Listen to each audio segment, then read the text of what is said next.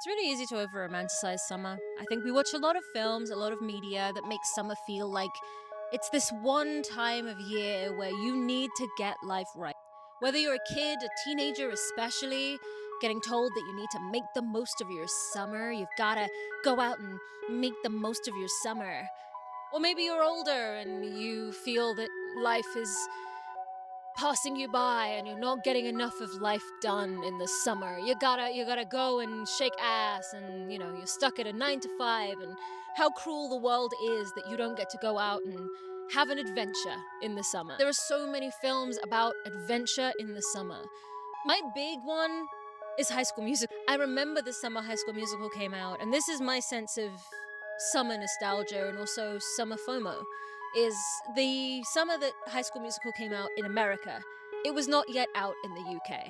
And so we had all the materials, I got the soundtrack that summer. I got all of the photo cards that summer, but I'd not watched the film. I listened to the soundtrack on repeat, trying to get myself to America. And, my idea of summer is intrinsically tied to the concept of America. As things have gotten more merged and it's less likely that something that comes out in America you're not going to see here or, around the world, that feeling I think the kids don't have anymore, of like something happening in America that you don't get to experience because, you live somewhere else. This summer, I want to put together a series, just you and me, where we discuss what it takes to turn the feeling of FOMO and the feeling of yearning that media gives us, not just around summer, but around a lot of things, into a way to actually tangibly change and better your life.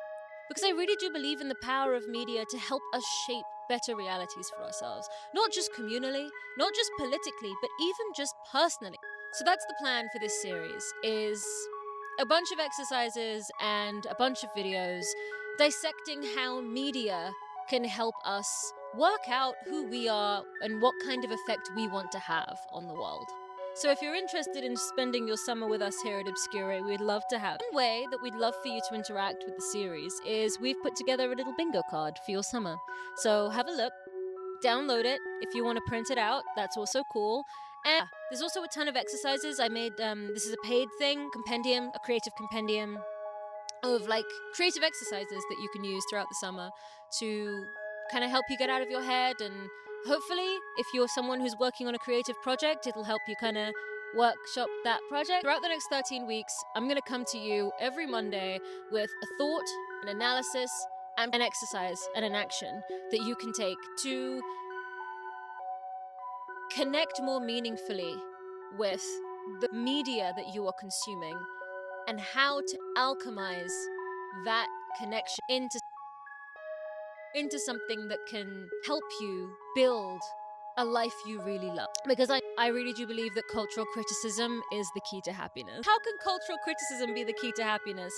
Well, because engaging meaningfully and deeply with the things we enjoy and working out why we enjoy them can do wonders, truly unlock the power of the creative imagination to find out how we'd like to mold our lives to our best liking. I think the more we don't analyze things, the less we are able to articulate what we want. But if you're someone who doesn't know what you want to do even with your life yet, this is definitely the series for you. And in the dying sunlight of the end of spring, we usher in the summer.